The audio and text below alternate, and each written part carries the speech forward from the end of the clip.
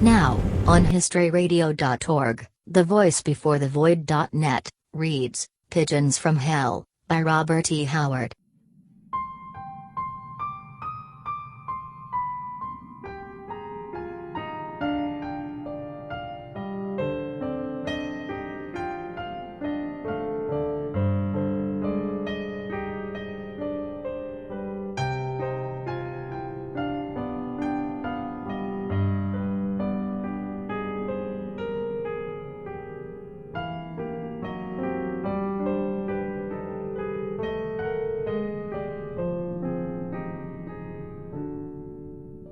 Part 1, The Whistler in the Dark.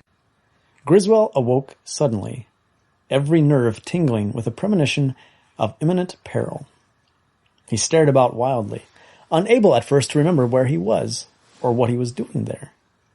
Moonlight filtered in through the dusty windows, and the great empty room, with its lofty ceiling and gaping black fireplace, was spectral and unfamiliar. Then, as he emerged from the clinging cobwebs of his recent sleep, he remembered where he was, and how he came to be there. He twisted his head and stared at his companion, sleeping on the floor near him. John Branner was but a vaguely bulking shape in the darkness that the moon scarcely grayed. Griswold tried to remember what had awakened him. There was no sound in the house, no sound outside except the mournful hoot of an owl, far away in the piney woods. Now he had captured the elusive memory.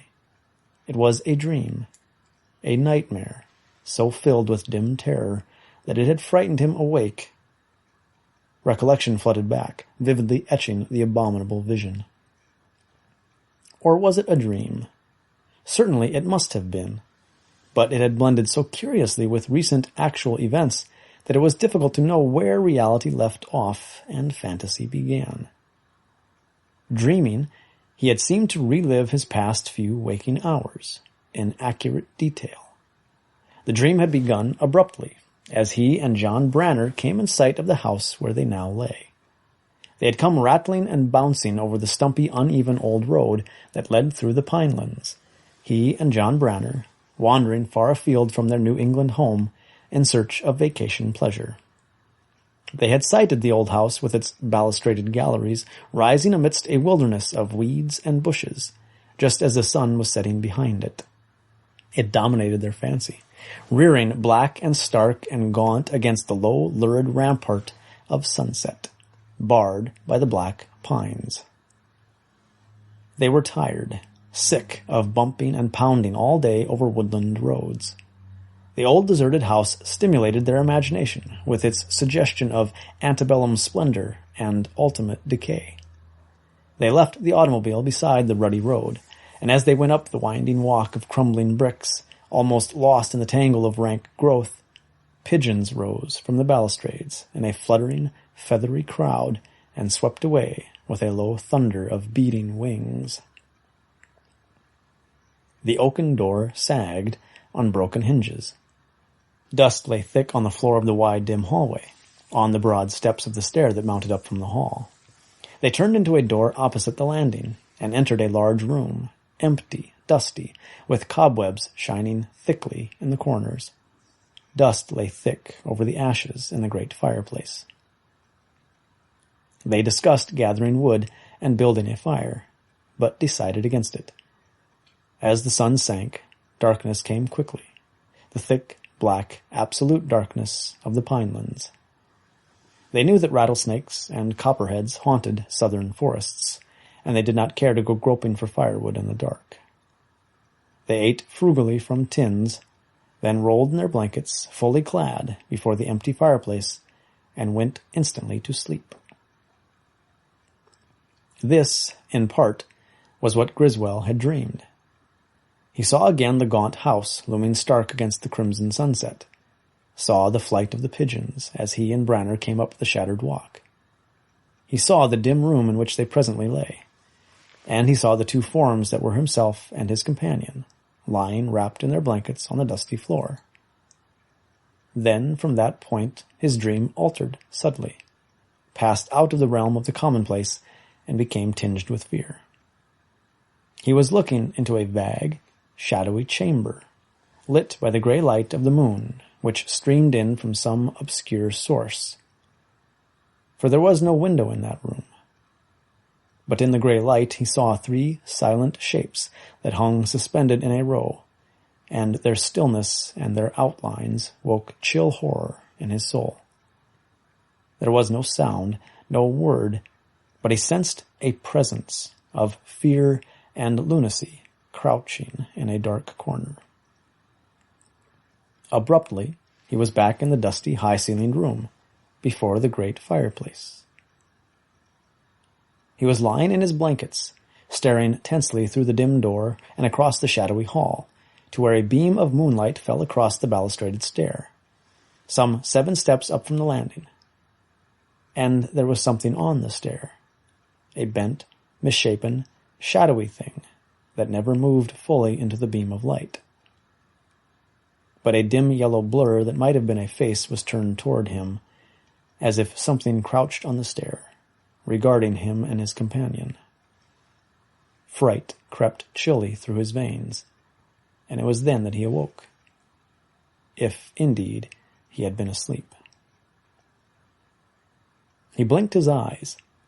The beam of moonlight fell across the stair just as he had dreamed it did, but no figure lurked there. Yet his flesh still crawled from the fear the dream or vision had roused in him. His legs felt as if they had been plunged in ice water. He made an involuntary movement to awaken his companion, when a sudden sound paralyzed him. It was the sound of whistling on the floor above. Eerie and sweet it rose, not carrying any tune, but piping shrill and melodious.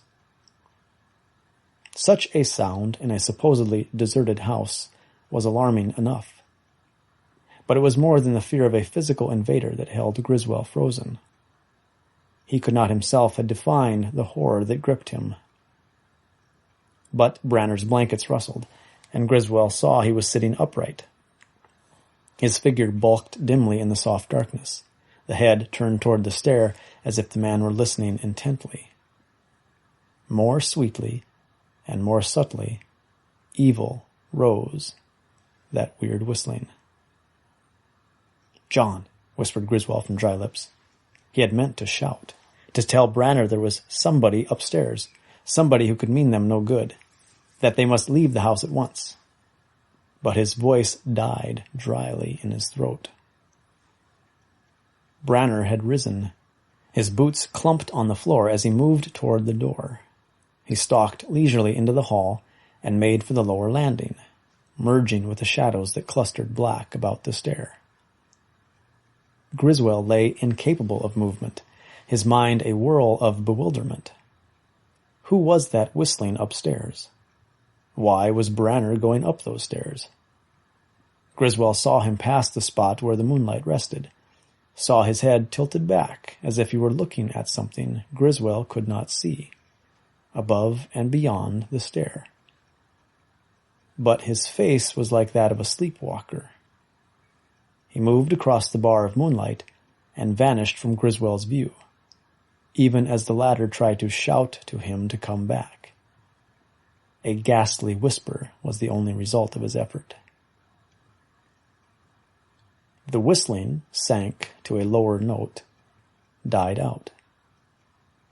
Griswold heard the stairs creaking under Branner's measured tread. Now he had reached the hallway above, for Griswold heard the clump of his feet moving along it.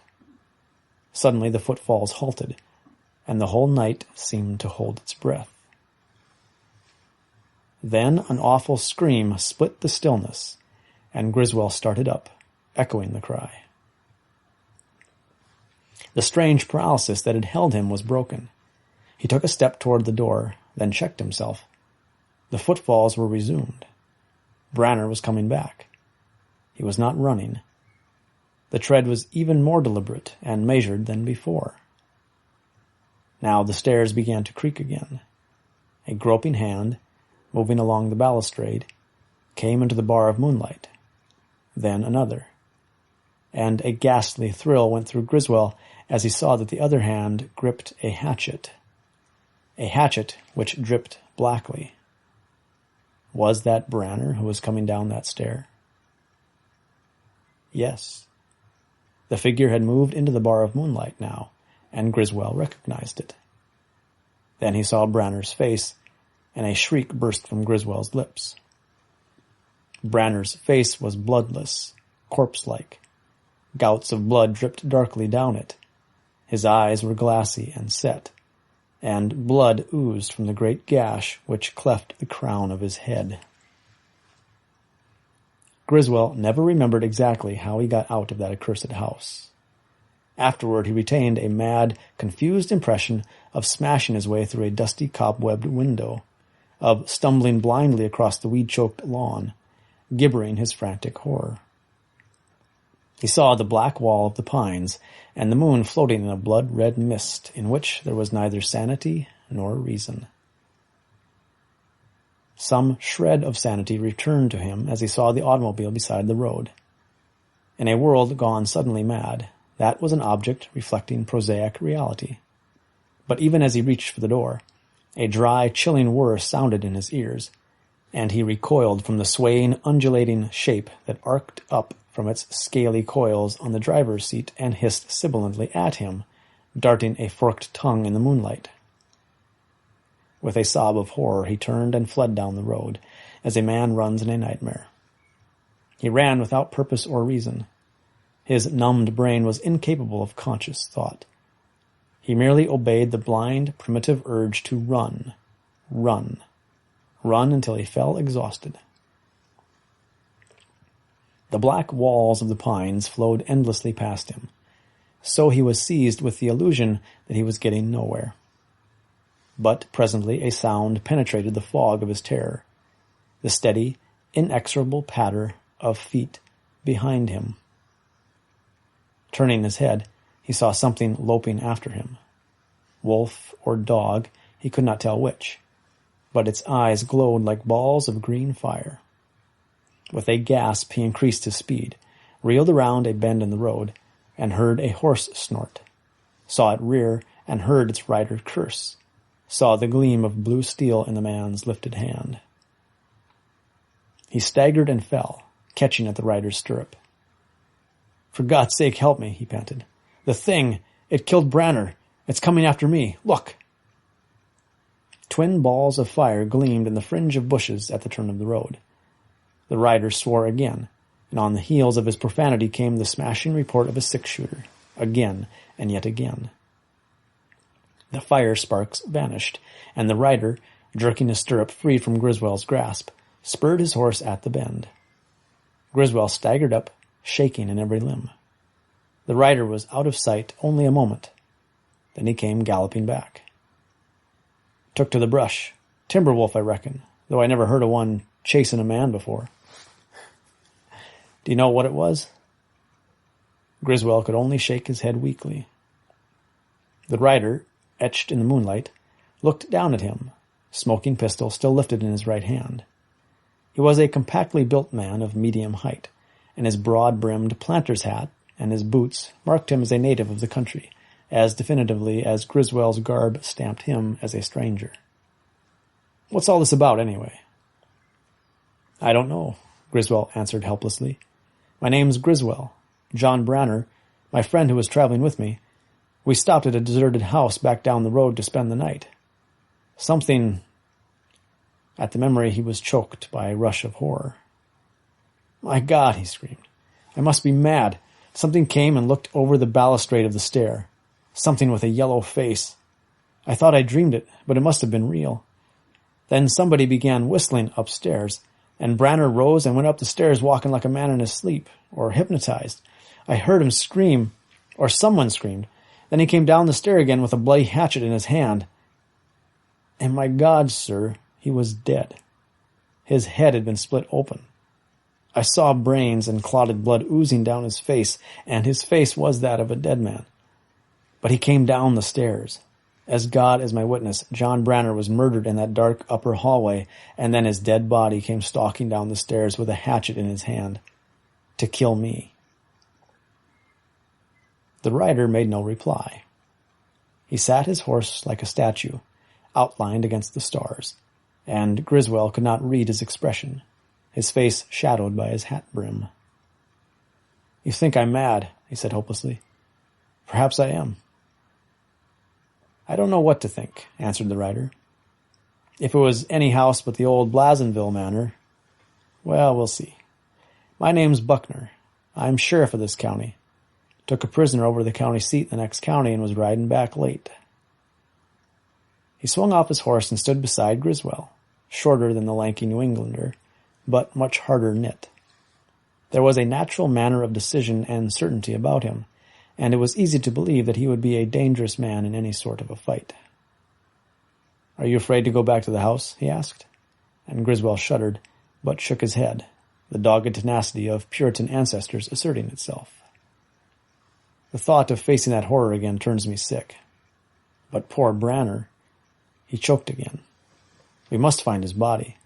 My God," he cried, unmanned by the abysmal horror of the thing. "What will we find? If a dead man walks, what—" "We'll see."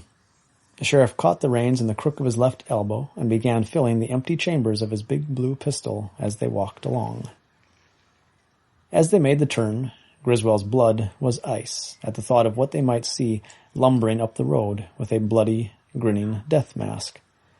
But they saw only the house looming spectrally among the pines down the road. A strong shudder shook Griswold. "God, how evil that house looks, against those black pines. It looked sinister from the very first, when we went up the broken walk and saw those pigeons fly up from the porch." "Pigeons?" Buckner cast him a quick glance. "You saw the pigeons?" "Why, yes, scores of them perching on the porch railing." They strode on for a moment in silence, before Buckner said abruptly, "I've lived in this country all my life. I've passed the old Blasonville place 1,000 times, I reckon, at all hours of the day and night. But I never saw a pigeon anywhere around it, or anywhere else in these woods." "There were scores of them," repeated Griswold, bewildered. "I've seen men who swore they'd seen a flock of pigeons perched along the balusters just at sundown," said Buckner slowly. "Negroes, all of them except one man. A tramp. He was building a fire in the yard, aiming to camp there that night. I passed along there about dark, and he told me about the pigeons. I came back by there the next morning. The ashes of his fire were there, and his tin cup, and skillet where he'd fried pork, and his blankets looked like they'd been slept in. Nobody ever saw him again. That was 12 years ago. The blacks say they can see the pigeons, but no black would pass along this road between sundown and sunup. They say the pigeons are the souls of the Blasonvilles, let out of hell at sunset. The Negroes say the red glare in the west is the light from hell, because then the gates of hell are open, and the Blasonvilles fly out." "Who were the Blasonvilles?" asked Griswold, shivering. "They owned all this land here. French-English family. Came here from the West Indies before the Louisiana Purchase. The Civil War ruined them, like it did so many. Some were killed in the war. Many of the others died out. Nobody's lived in the manor since 1890, when Miss Elizabeth Blasonville, the last of the line, fled from the old house one night like it was a plague spot and never came back to it. This your auto?" They halted beside the car, and Griswold stared morbidly at the grim house. Its dusty panes were empty and blank, but they did not seem blind to him. It seemed to him that ghastly eyes were fixed hungrily on him through those darkened panes. Buckner repeated his question. "Yes. Be careful. There's a snake on the seat. Or there was." "Not there now," grunted Buckner, tying his horse and pulling an electric torch out of the saddlebag. "Well, let's have a look." He strode up the broken brick walk as matter-of-factly as if he were paying a social call on friends. Griswold followed close at his heels, his heart pounding suffocatingly. A scent of decay and moldering vegetation blew on the faint wind, and Griswold grew faint with nausea that rose from a frantic abhorrence of these black woods, these ancient plantation houses that hid forgotten secrets of slavery and bloody pride and mysterious intrigues. He had thought of the South as a sunny, lazy land, washed by soft breezes laden with spice and warm blossoms, where life ran tranquilly to the rhythm of black folk singing in sun-bathed cotton fields. But now he had discovered another unsuspected side, a dark, brooding, fear-haunted side, and the discovery repelled him. The oaken door sagged as it had before. The blackness of the interior was intensified by the beam of Buckner's light playing on the sill. That beam sliced through the darkness of the hallway and roved up the stair, and Griswold held his breath, clenching his fists. But no shape of lunacy leered down at them. Buckner went in, walking light as a cat, torch in one hand, gun in the other. As he swung his light into the room across from the stairway, Griswold cried out, and cried out again, almost fainting with the intolerable sickness at what he saw. A trail of blood drops led across the floor, crossing the blankets Banner had occupied, which lay between the door and those in which Griswold had lain. And Griswold's blankets had a terrible occupant. John Branner lay there, face down, his cleft head revealed in merciless clarity in the steady light.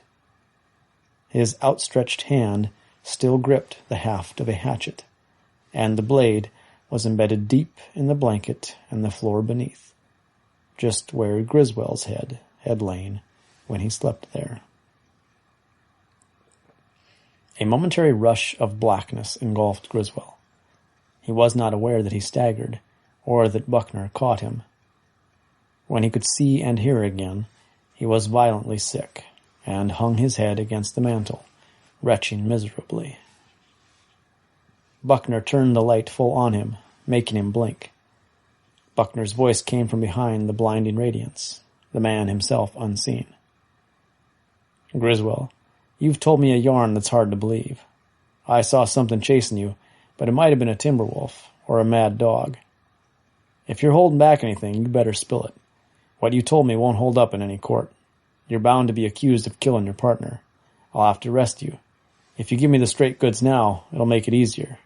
Now, didn't you kill this fellow, Branner? Wasn't it something like this? You quarreled, he grabbed a hatchet and swung at you, but you dodged and then let him have it? Griswold sank down and hid his face in his hands, his head swimming. Great God, man, I didn't murder John. Why, we've been friends ever since we were children in school together. I've told you the truth. I don't blame you for not believing me. But God help me, it's the truth. The light swung back to the gory head again, and Griswold closed his eyes. He heard Buckner grunt.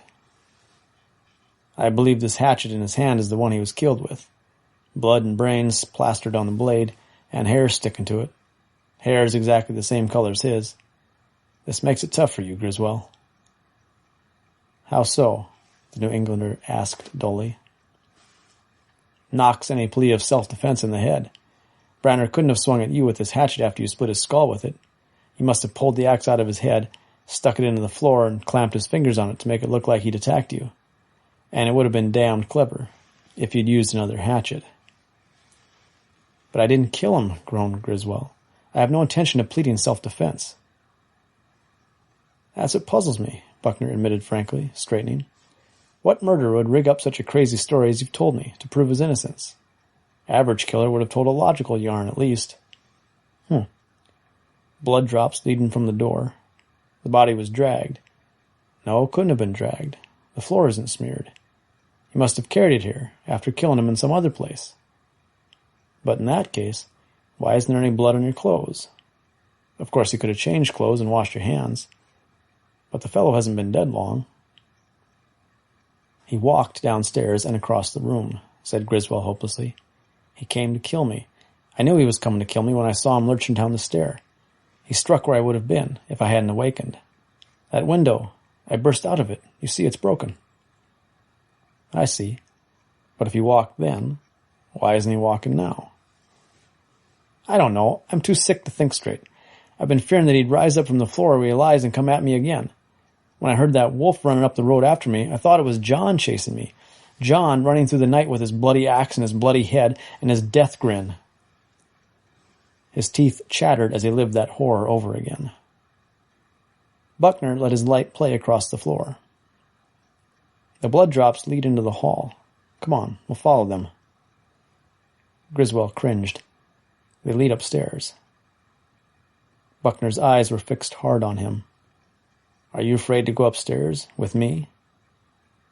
Griswold's face was gray. Yes, but I'm going, with you or without you.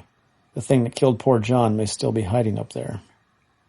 Stay behind me, ordered Buckner. If anything jumps us, I'll take care of it. But for your own sake, I warn you that I shoot quicker than a cat jumps, and I don't often miss.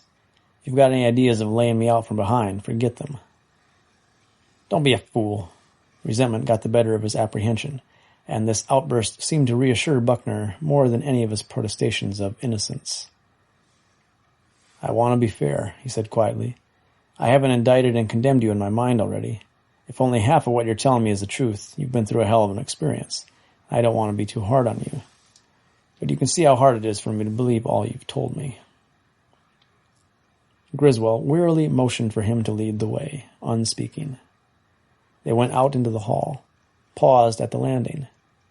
A thin string of crimson drops, distinct in the thick dust, led up the stairs. Man's tracks in the dust, grunted Buckner. Go slow. I've got to be sure of what I see, because we're obliterating them as we go up. One set going up, one coming down. Same man. Not your tracks. Branner was a bigger man than you are. Blood drops all the way. Blood on the banisters like a man had laid his bloody hand there. A smear of stuff that looks... brains. Now what? He walked down the stair a dead man, shuddered Griswold, groping with one hand, the other gripping the hatchet that killed him. Or was carried, muttered the sheriff. But if somebody carried him, where are the tracks? They came out into the upper hallway, a vast, empty space of dust and shadows, where time-crusted windows repelled the moonlight, and the ring of Buckner's torch seemed inadequate. Griswold trembled like a leaf. Here, in darkness and horror, John Branner had died. Somebody whistled up here, he muttered. John came, as if he were being called. Buckner's eyes were blazing strangely in the light. The footprints lead down the hall, he muttered. Same as on the stair. One set going, one coming. Same prints. Judas. Behind him, Griswold stifled a cry, for he had seen what prompted Buckner's exclamation. A few feet from the head of the stairs, Branner's footprints stopped abruptly, then returned, treading almost in the other tracks. And where the trail halted, there was a great splash of blood on the dusty floor, and other tracks met it. Tracks of bare feet, narrow, but with splayed toes. They too receded in a second line from the spot. Buckner bent over them, swearing.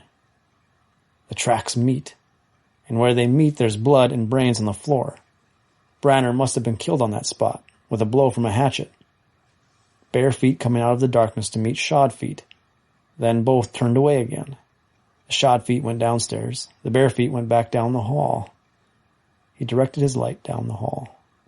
The footprints faded into darkness, beyond the reach of the beam. On either hand, the closed doors of chambers were cryptic portals of mystery. Suppose your crazy tale was true, Buckner muttered, half to himself. These aren't your tracks. They look like a woman's. Suppose somebody did whistle, and Branner went upstairs to investigate. Suppose somebody met him here in the dark and split his head. The signs and tracks would have been, in that case, just as they really are. But if that's so, why isn't Branner lying here where he was killed? Could he have lived long enough to take the hatchet away from whoever killed him and stagger downstairs with it? No. Recollection gagged Griswold. I saw him on the stair. He was dead. No man could live a minute after receiving such a wound. I believe it, muttered Buckner. But it's madness. Or else it's too clever. Yet, what sane man would think up and work out such an elaborate and utterly insane plan to escape punishment for murder, when a simple plea of self-defense would have been so much more effective? No court would recognize that story. Well, let's follow these other tracks. They lead down the hall. Here, what's this? With an icy clutch at his soul, Griswold saw the light was beginning to grow dim. This battery's new, muttered Buckner, and for the first time Griswold caught an edge of fear in his voice. Come on, out of here, quick. The light had faded to a faint red glow. The darkness seemed straining into them, creeping with black cat feet. Buckner retreated, pushing Griswold stumbling behind him as he walked backward, pistol cocked and lifted, down the dark hall. In the growing darkness, Griswold heard what sounded like the stealthy opening of a door. And suddenly the blackness about them was vibrant with menace. Griswold knew Buckner sensed it as well as he, for the sheriff's hard body was tense and taut as a stalking panther's. But without haste he worked his way to the stair and back down it, Griswold preceding him, and fighting the panic that urged him to scream and burst into mad flight. A ghastly thought brought icy sweat out on his flesh. Suppose the dead man were creeping up the stair behind them in the dark, face frozen in the death grin, blood-caked hatchet lifted to strike. This possibility so overpowered him that he was scarcely aware when his feet struck the level of the lower hallway, and he was only then aware that the light had grown brighter as they descended, until it now gleamed with its full power. But when Buckner turned it back up the stairway, it failed to illuminate the darkness that hung like a tangible fog at the head of the stair. The damn thing was conjured, muttered Buckner. Nothing else. It couldn't act like that naturally. Turn the light into the room, begged Griswold. See if John is... He could not put the ghastly thought into words, but Buckner understood. He swung the beam around, and Griswold had never dreamed that the sight of the gory body of a murdered man could bring such relief. He's still there, grunted Buckner. If he walked after he was killed, he hasn't walked since. But that thing... Again he turned the light up the stair, and stood chewing his lip and scowling. 3 times he half lifted his gun. Griswold read his mind. The sheriff was tempted to plunge back up that stair, take his chance with the unknown. But common sense held him back. I wouldn't have a chance in the dark, he muttered. I've got a hunch the light would go out again. He turned and faced Griswold squarely. There's no use dodging the question. There's something hellish in this house, and I believe I have an inkling of what it is. I don't believe you killed Branner. Whatever killed him is up there, now. There's a lot about your yarn that don't sound sane, but there's nothing sane about a flashlight going out like this one did. I don't believe that thing upstairs is human. I never met anything I was afraid to tackle in the dark before, but I'm not going up there till daylight. It's not long until dawn. We'll wait for it out there in that gallery. The stars were already paling when they came out on the broad porch. Buckner seated himself on the balustrade, facing the door, his pistol dangling in his fingers. Griswold sat down near him and leaned back against a crumbling pillar.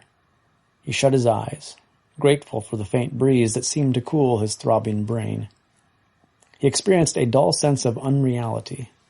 He was a stranger in a strange land, a land that had become suddenly imbued with black horror. The shadow of the noose hovered above him, and in that dark house lay John Branner, with his butchered head. Like the figments of a dream, these facts spun and eddied in his brain until all merged in a gray twilight as sleep came uninvited to his weary soul. He awoke to a cold white dawn and full memory of the horrors of the night. Mists curled about the stems of the pines, crawled in smoky wisps up the broken walk. Buckner was shaking him. Wake up, it's daylight. Griswold rose, wincing at the stiffness of his limbs. His face was gray and old. I'm ready. Let's go upstairs. I've already been. Buckner's eyes burned in the early dawn. I didn't wake you up. I went as soon as it was light. I found nothing. The tracks of the bare feet? Gone. Gone? Yes, gone. The dust had been disturbed all over the hall, from the point where Branner's tracks ended, swept into corners. No chance of tracking anything there now.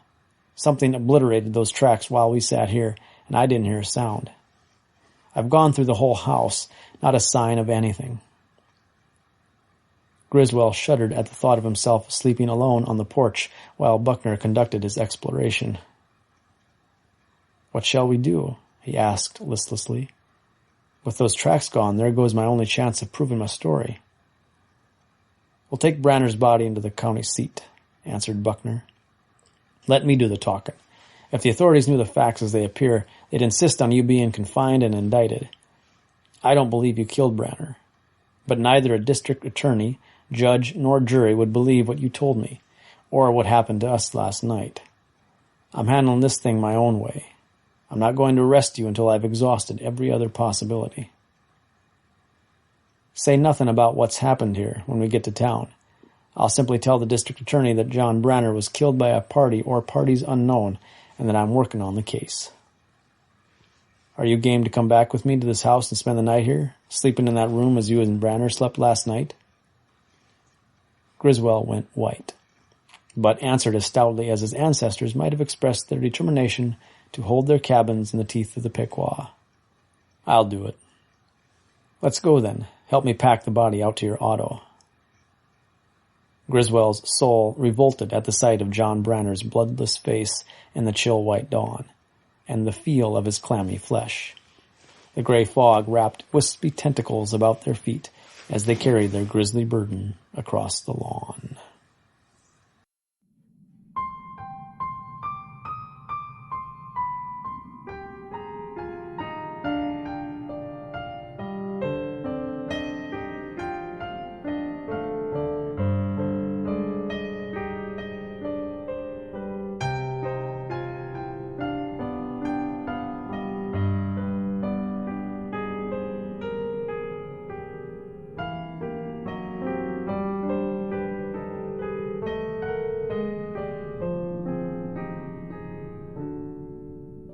Part 2, The Snake's Brother. Again the shadows were lengthening over the pinelands, and again 2 men came bumping along the old road in a car with a New England license plate. Buckner was driving. Griswold's nerves were too shattered for him to trust himself at the wheel.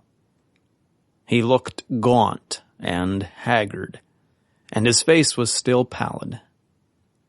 The strain of the day spent at the county seat was added to the horror that still rode his soul like the shadow of a black-winged vulture. He had not slept, had not tasted what he had eaten. "I told you I'd tell you about the Blazenvilles," said Buckner. "They were proud folks, haughty, and pretty damn ruthless when they wanted their way. They didn't treat their slaves as well as the other planters did. Got their ideas in the West Indies, I reckon. There was a streak of cruelty in them, especially Miss Celia, the last one of the family to come to these parts. That was long after the slaves had been freed, but she used to whip her mulatto maid just like she was a slave, the old folks say.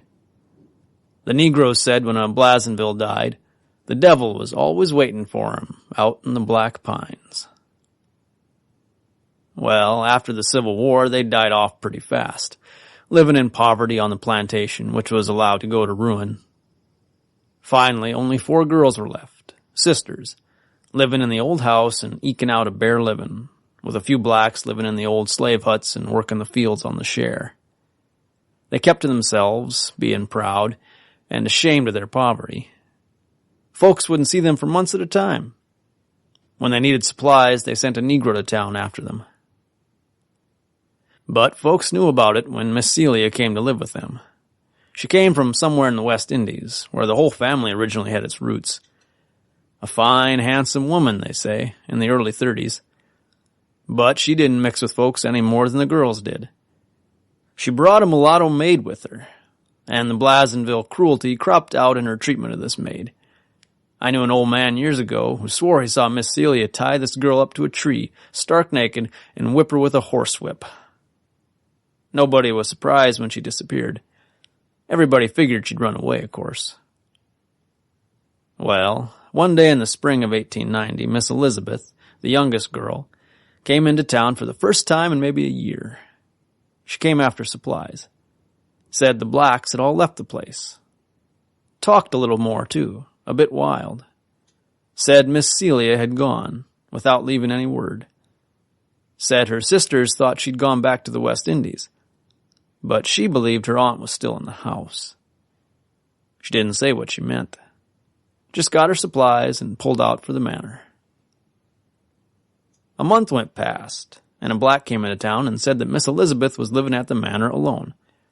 Said her 3 sisters weren't there anymore, that they'd left one by one without giving any word or explanation. She didn't know where they'd gone, and was afraid to stay there alone, but didn't know where else to go. She'd never known anything but the manor, and had neither relatives nor friends. But she was in mortal terror of something. The black said she locked herself in her room at night, and kept candles burning all night. It was a stormy spring night when Miss Elizabeth came tearing into town on the one horse she owned, nearly dead from fright. She fell from her horse in the square. When she could talk, she said she'd found a secret room in the manor that had been forgotten for 100 years. And she said that there she found her 3 sisters, dead, and hanging by their necks from the ceiling.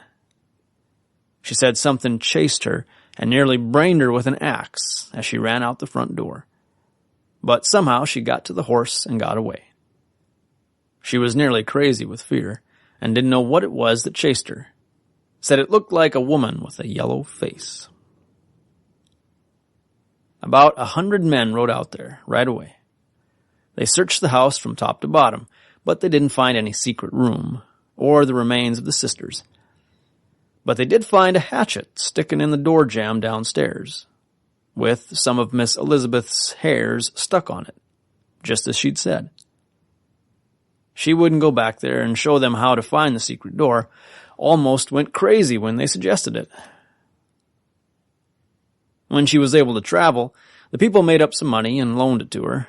She was still too proud to accept charity, and she went to California. She never came back. But later it was learned, when she sent back to repay the money they'd loaned her, that she'd married out there. Nobody ever bought the house. It stood there just as she'd left it, and as the years passed, folks stole all the furnishings out of it. Poor white trash, I reckon. A Negro wouldn't go about it. But they came after sunup and left long before sundown. What did the people think about Miss Elizabeth's story? Asked Griswold. Well, most folks thought she'd gone a little crazy, living in that old house alone. But some people believed that mulatto girl, Joan, didn't run away after all. They believed she'd hidden in the woods, and glutted her hatred of the Blasonvilles by murdering Miss Celia and the 3 girls. They beat up the woods with bloodhounds, but never found a trace of her. If there was a secret room in the house, she might have been hiding there, if there was anything to that theory. She couldn't have been hiding there all these years, muttered Griswold. Anyway, the thing in the house now isn't human. Buckner wrenched the wheel around and turned into a dim trace that left the main road and meandered off through the pines. Where are you going? There's an old Negro that lives off this way a few miles. I want to talk to him. We're up against something that takes more than white man's sense. The black people know more than we do about some things. This old man is nearly 100 years old. His master educated him when he was a boy, and after he was freed, he traveled more extensively than most white men do. They say he's a voodoo man.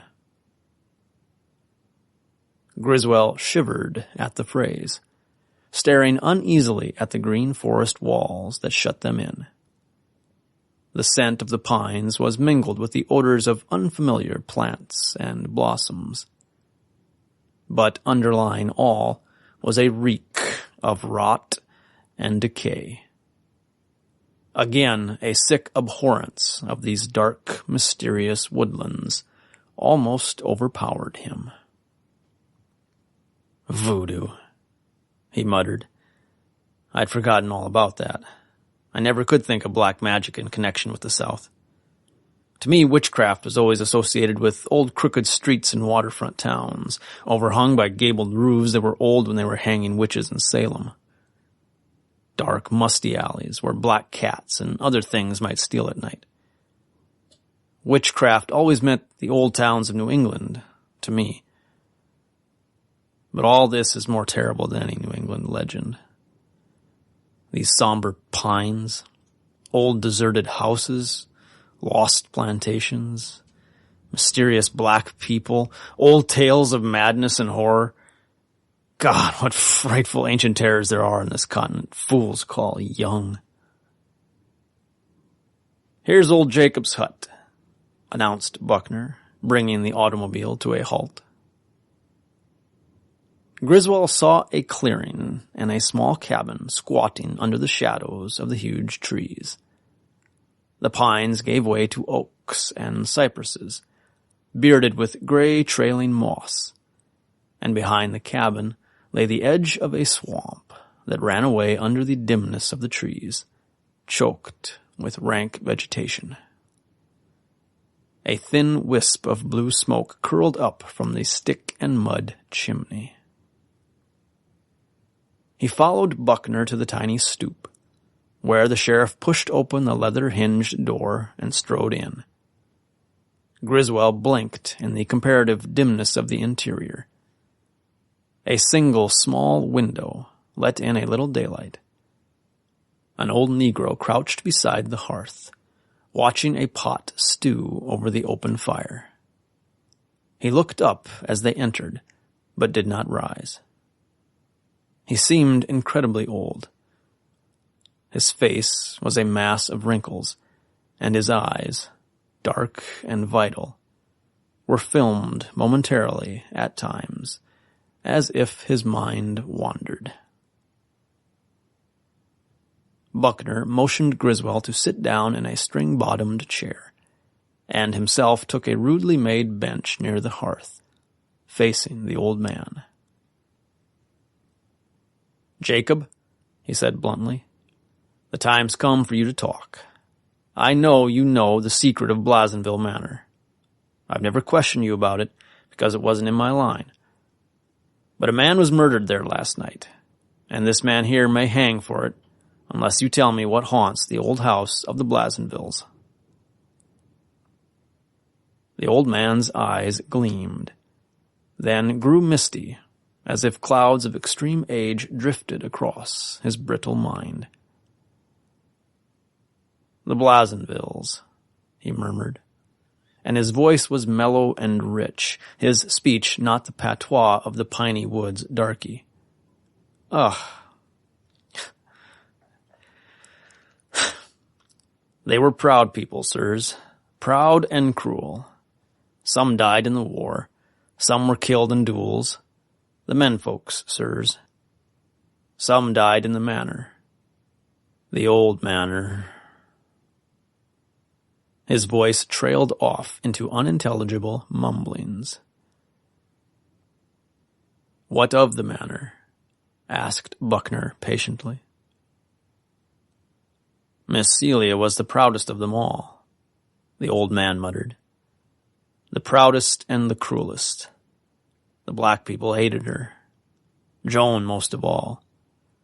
Joan had white blood in her, and she was proud too. Miss Celia whipped her like a slave. What is the secret of Blasonville Manor? Persisted Buckner. The film faded from the old man's eyes. They were dark as moonlit wells. What secret, sir? I do not understand. Yes, you do. For years that old house has stood there with its mystery. You know the key to its riddle. The old man stirred the stew. He seemed perfectly rational now. Sir, life is sweet, even to an old black man. You mean somebody would kill you if you told me? But the old man was mumbling again. His eyes clouded. Not somebody. No human being. The black gods of the swamps. My secret is inviolate, guarded by the big serpent, the god above all gods. He would send a little brother to kiss me with his cold lips. A little brother with a white crescent moon on his head. I sold my soul to the big serpent when he made me maker of Zuvembis. Buckner stiffened. I heard that word once before, he said softly, from the lips of a dying black man when I was a child. What does it mean? Fear filled the eyes of old Jacob. What have I said? No, I said nothing. Zuvembis, prompted Buckner. Zuvembis, mechanically repeated the old man, his eyes vacant. A Zuvembi was once a woman. On the slave coast they know of them. The drums that whisper by night in the hills of Haiti tell of them. The makers of Zuvembis are honored by the people of Dambala. It is death to speak of it to a white man. It is one of the snake god's forbidden secrets. You speak of the Zuvembis, said Buckner softly.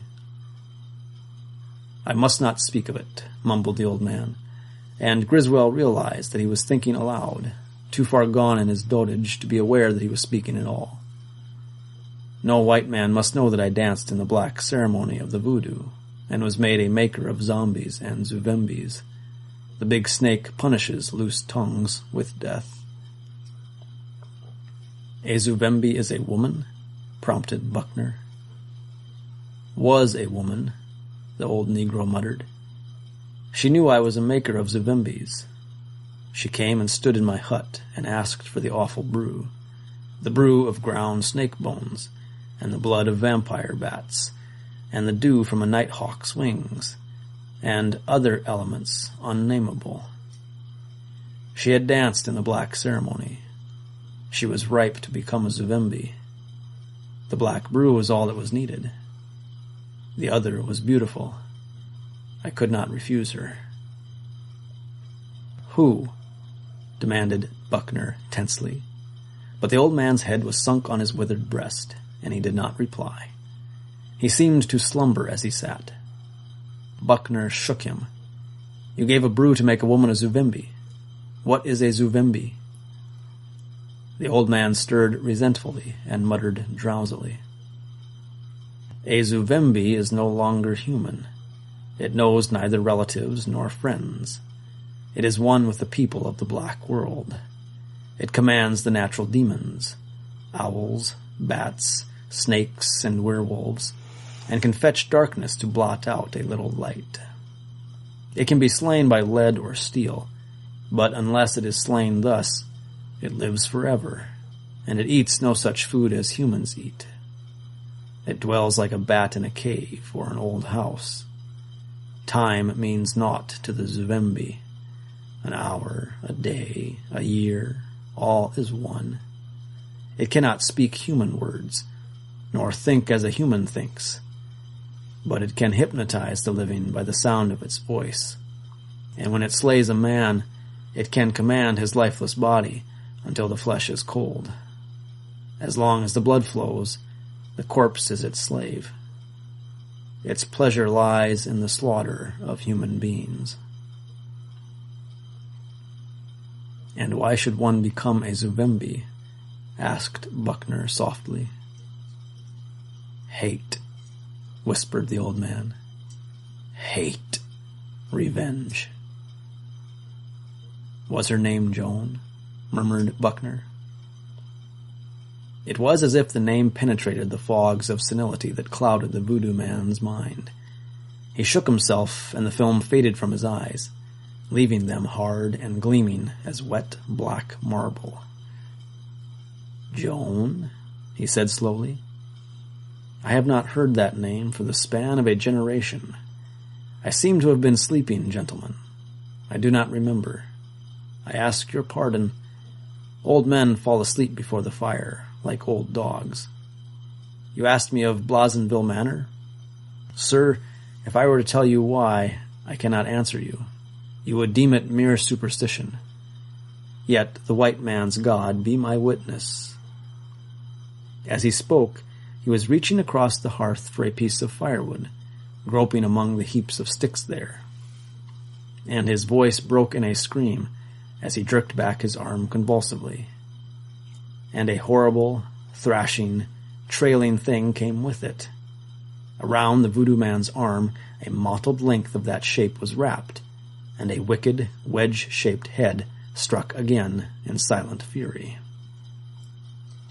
The old man fell on the hearth, screaming, upsetting the simmering pot and scattering the embers, and then Buckner caught up a billet of firewood and crushed the flat head. Cursing, he kicked aside the nodding, twisting trunk, glaring briefly at the mangled head. Old Jacob had ceased screaming and wreathing. He lay still, staring glassily upward. "Dead?" whispered Griswold. "Dead as Judas Iscariot," snapped Buckner, frowning at the twitching reptile. That infernal snake crammed enough poison into his veins to kill a dozen men his age. But I think it was the shock and fright that killed him. "What shall we do?" asked Griswold, shivering. "Leave the body on that bunk. Nothing can hurt it. If we bolt the door so the wild hogs can't get in, or any cat. We'll carry it into town tomorrow. We've got work to do tonight. Let's get going." Griswold shrank from touching the corpse, but he helped Buckner lift it onto the rude bunk, and then stumbled hastily out of the hut. The sun was hovering above the horizon, visible in dazzling red flame through the black stems of the trees. They climbed into the car in silence and went bumping back along the stumpy train. "He said the big snake would send one of his brothers," muttered Griswold. "Nonsense," snorted Buckner. "Snakes like warmth, and that swamp is full of them. It crawled in and coiled up among that firewood. Old Jacob disturbed it, and it bit him. Nothing supernatural about that." After a short silence, he said, in a different voice, "That was the first time I ever saw a rattler strike without singing, and the first time I ever saw a snake with a white crescent moon on its head." They were turning into the main road before either spoke again. "You think that the mulatto Joan has skulked in the house all these years?" Griswold asked. "You heard what old Jacob said," answered Buckner grimly. "Time means nothing to a Zuvembi." As they made the last turn in the road, Griswold braced himself against the sight of Blazonville Manor, looming black against the red sunset. When it came into view, he bit his lip to keep from shrieking. The suggestion of cryptic horror came back in all its power. "Look," he whispered from dry lips as they came to a halt beside the road. Buckner grunted. From the balustrades of the gallery rose a whirling cloud of pigeons that swept away into the sunset, black against the lurid glare.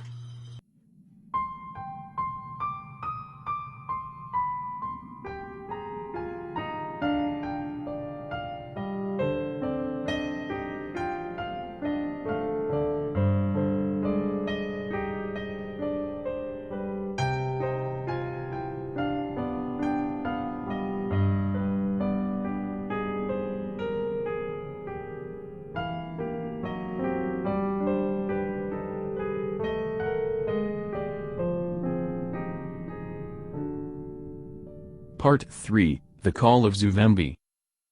Both men sat rigid for a few moments after the pigeons had flown. "Well, I've seen them at last," muttered Buckner. "Only the doomed see them, perhaps," whispered Griswold. "That tramp saw them." "Well, we'll see," returned the Southern tranquilly, as he climbed out of the car. But Griswold noticed him unconsciously hitch forward his scabbarded gun. The oaken door sagged on broken hinges. Their feet echoed on the broken brick walk. The blind windows reflected the sunset in sheets of flame. As they came into the broad hall, Griswold saw the string of black marks that ran across the floor and into the chamber, marking the path of a dead man. Buckner had brought blankets out of the automobile. He spread them before the fireplace. "I'll lie next to the door," he said. "You lie where you did last night." "Shall we light a fire in the grate?" asked Griswold, dreading the thought of the blackness that would cloak the woods when the brief twilight had died. "No, you've got a flashlight and so have I. We'll lie here in the dark and see what happens. Can you use that gun I gave you?" "I suppose so. I never fired a revolver, but I know how it's done." "Well, leave the shooting to me if possible." The sheriff seated himself cross-legged on his blankets and emptied the cylinder of his big blue Colt, inspecting each cartridge with a critical eye before he replaced it. Griswold prowled nervously back and forth, begrudging the slow fading of the light, as a miser begrudges the waning of his gold. He leaned with one hand against the mantelpiece, staring down into the dust-covered ashes. The fire that produced those ashes must have been built by Elizabeth Blausenville more than 40 years before. The thought was depressing. Idly he stirred the dusty ashes with his toe. Something came to view among the charred debris. A bit of paper, stained and yellowed. Still idly he bent and drew it out of the ashes. It was a notebook with moldering cardboard backs. "What have you found?" asked Buckner, squinting down the gleaming barrel of his gun. "Nothing but an old notebook. Looks like a diary. The pages are covered with writing, but the ink is so faded, and the paper is in such a state of decay that I can't tell much about it. How do you suppose it came in the fireplace, without being burned up?" "Thrown in long after the fire was out," surmised Buckner. "Probably found and tossed in the fireplace by somebody who was in here stealing furniture. Likely somebody who couldn't read." Griswold fluttered the crumbling pages listlessly, straining his eyes in the fading light over the yellowed scrawls. Then he stiffened. "Here's an entry that's legible. Listen." He read, "I know someone is in the house besides myself. I can hear someone prowling about at night when the sun has set and the pines are black outside. Often in the night I hear it fumbling at my door. Who is it? Is it one of my sisters? Is it Aunt Celia? If it is either of these, why does she steal so subtly about the house? Why does she tug at my door and glide away when I call to her? Shall I open the door and go out to her? No, I dare not. I am afraid. Oh God, what shall I do? I dare not stay here, but where am I to go?" "By God," ejaculated Buckner, "that must be Elizabeth Blausenville's diary. Go on." "I can't make out the rest of the page," answered Griswold. "But a few pages further on I can make out some lines." He read, "Why did the Negroes all run away when Aunt Celia disappeared? My sisters are dead. I know they are dead. I seem to sense that they died horribly, in fear and agony. But why? Why? If someone murdered Aunt Celia, why should that person murder my poor sisters? They were always kind to the black people. Joan." He paused, scowling futilely. A piece of the page is torn out. Here's another entry under another date. At least I judge it's a date. I can't make it out for sure. "The awful thing that the old Negroes hinted at. She named Jacob Blount and Joan, but she would not speak plainly. Perhaps she feared to." Part of it gone here. Then, No, how can it be? She is dead, or gone away. Yet she was born and raised in the West Indies, and from hints she let fall in the past, I know she delved into the mysteries of the voodoo. I believe she even danced in one of their horrible ceremonies. How could she have been such a beast? And this horror. God, can such things be? I know not what to think. If it is she who roams the house at night, who fumbles at my door, who whistles so weirdly and sweetly. No, I must be going mad. If I stay here alone, I shall die as hideously as my sisters must have died. Of that I am convinced. The incoherent chronicle ended as abruptly as it had begun. Griswold was so engrossed in deciphering the scraps that he was not aware that darkness had stolen upon them, hardly aware that Buckner was holding his electric torch for him to read by. Waking from his abstraction, he started and darted a quick glance at the black hallway. What do you make of it? What I've suspected all the time, answered Buckner. That mulatto maid Joan turned Zuvembi to avenge herself on Miss Celia. Probably hated the whole family as much as she did her mistress. She'd taken part in voodoo ceremonies on her native island until she was ripe, as old Jacob said. All she needed was the black brew. He supplied that. She killed Miss Celia and the 3 older girls, and would have gotten Elizabeth but for chance. She's been lurking in this old house all these years, like a snake in a ruin. But why should she murder a stranger? You heard what old Jacob said, reminded Buckner. A Zuvembi finds satisfaction in the slaughter of humans. She called Branner up the stair and split his head and stuck the hatchet in his hand and sent him downstairs to murder you. No court will ever believe that, but if we can produce her body, that will be evidence enough to prove your innocence. My word will be taken that she murdered Branner. Jacob said a Zuvembi could be killed. In reporting this affair, I don't have to be too accurate in detail. She came and peered over the balustrade of the stair at us, muttered Griswold. But why didn't we find her tracks on the stair? Maybe you dreamed it. Maybe a Zuvembi can project her spirit. Hell, why try to rationalize something that's outside the bounds of rationality? Let's begin our watch.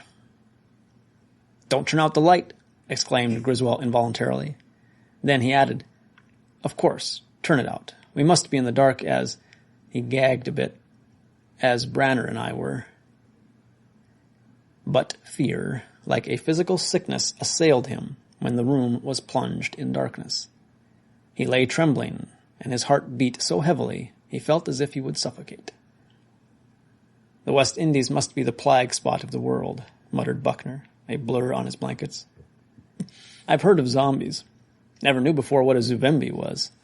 Evidently some drug concocted by the voodoo men to induce madness in women. That doesn't explain the other things, though. The hypnotic powers, the abnormal longevity, the ability to control corpses. Yeah, that definitely. That takes a little explaining. No, a Zuvembi can't be merely a madwoman. It's a monster, something more and less than a human being, created by the magic that spawns in black swamps and jungles. Well, we'll see. His voice ceased, and in the silence Griswold heard the pounding of his own heart. Outside in the black woods, a wolf howled eerily, and owls hooted. Then silence fell again, like a black fog. Griswold forced himself to lie still on his blankets. Time seemed at a standstill. He felt as if he were choking. The suspense was growing unendurable. The effort he made to control his crumbling nerves bathed his limbs in sweat. He clenched his teeth until his jaws ached, and almost locked, and the nails of his fingers bit deeply into his palms. He did not know what he was expecting. The fiend would strike again. But how? Would it be a horrible, sweet whistling, bare feet stealing down the creaking steps, or a sudden hatchet stroke in the dark? Would it choose him or Buckner? Was Buckner already dead? He could see nothing in the blackness, but he heard the man's steady breathing. The Southerner must have nerves of steel. Or was that Buckner breathing beside him, separated by a narrow strip of darkness? Had the fiend already struck in silence and taken the sheriff's place, there to lie in ghoulish glee until it was ready to strike? 1,000 hideous fancies assailed Griswold, tooth and claw. He began to feel that he would go mad if he did not leap to his feet, screaming, and burst frenziedly out of that accursed house. Not even the fear of the gallows could keep him lying there in the darkness any longer. The rhythm of Buckner's breathing was suddenly broken, and Griswold felt as if a bucket of ice water had been poured over him. From somewhere above them rose a sound of weird, sweet whistling. Griswold's control snapped, plunging his brain into darkness deeper than the physical blackness which engulfed him. There was a period of absolute blankness, in which a realization of motion was his first sensation of awakening consciousness. He was running, madly, stumbling over an incredibly rough road. All was darkness about him, and he ran blindly. Vaguely he realized that he must have bolted from the house, and fled for perhaps miles before his overwrought brain began to function. He did not care. Dying on the gallows for a murder he never committed did not terrify him half as much as the thought of returning to that house of horror. He was overpowered by the urge to run as he was running now, blindly, until he reached the end of his endurance. The mist had not yet fully lifted from his brain, but he was aware of a dull wonder that he could not see the stars through the black branches. He wished vaguely that he could see where he was going. He believed he must be climbing a hill, and that was strange, for he knew there were no hills within miles of the manor. Then, above and ahead of him, a dim glow began. He scrambled toward it, over ledge-like projections that were more and more taking on a disquieting symmetry. Then he was horror-stricken to realize that a sound was impacting on his ears. A weird, mocking whistle. He's going up the stairs, isn't he? The sound swept the mists away. Why, what was this? Where was he? Awakening and realization came like the stunning stroke of a butcher's maul. He was not fleeing along a road, or climbing a hill. He was mounting a stair. He was still in Blossenville Manor, and he was climbing the stair. An inhuman scream burst from his lips. Above it, the mad whistling rose in a ghoulish piping of demoniac triumph. He tried to stop, to turn back, even to fling himself over the balustrade. His shrieking rang unbearably in his own ears.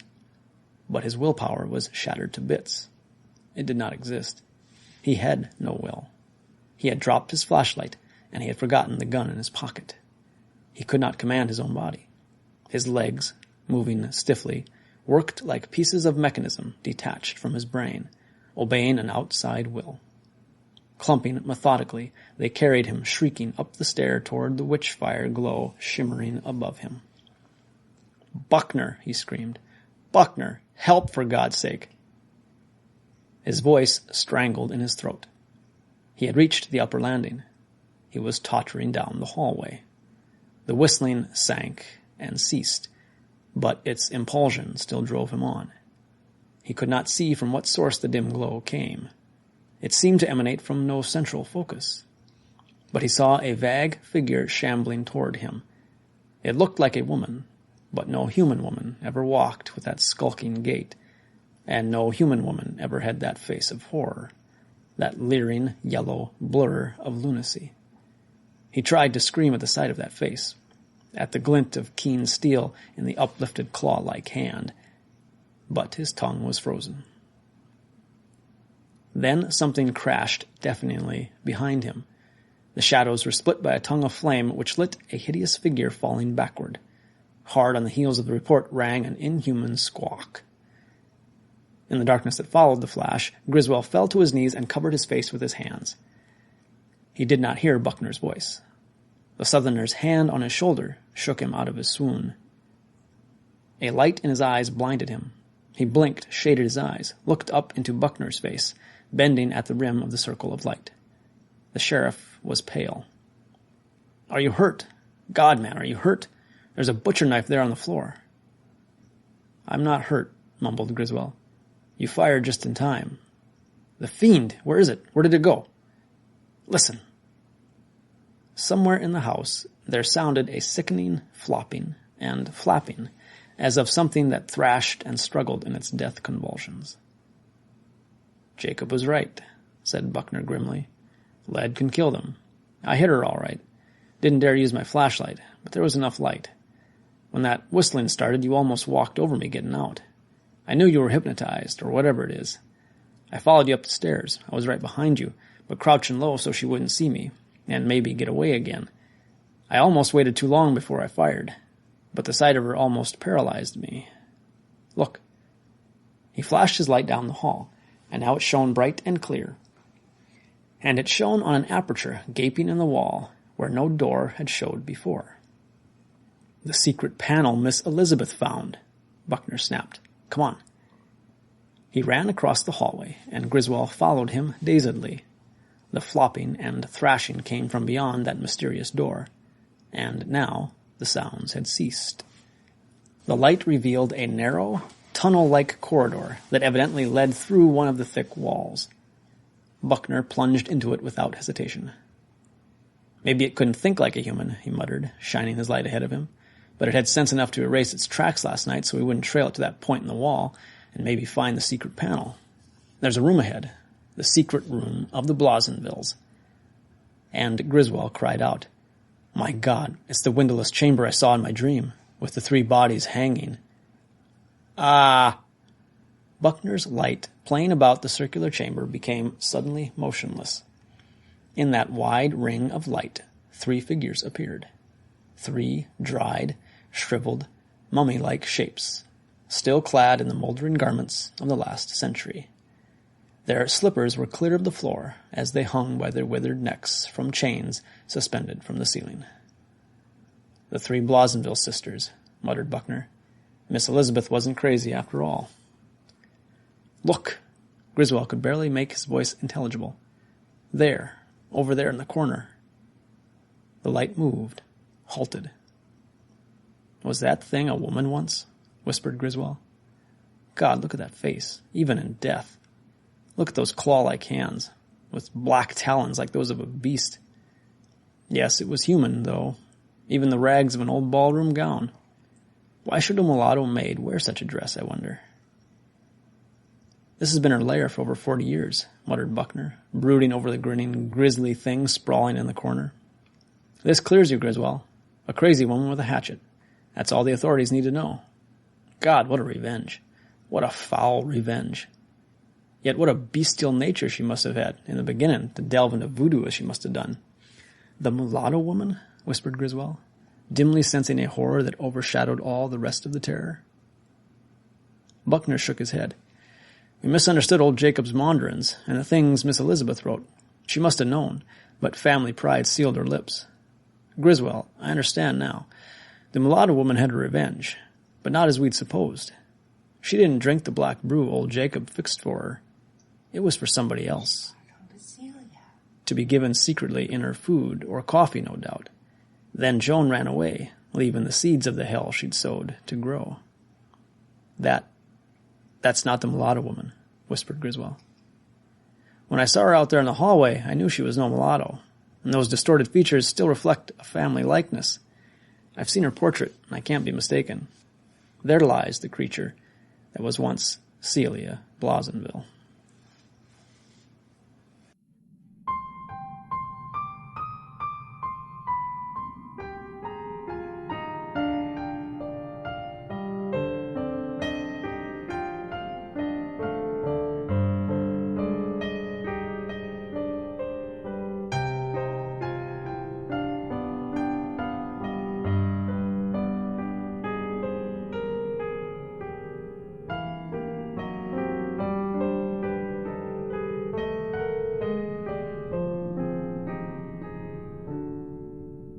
You have just heard Robert E. Howard's Pigeons from Hell.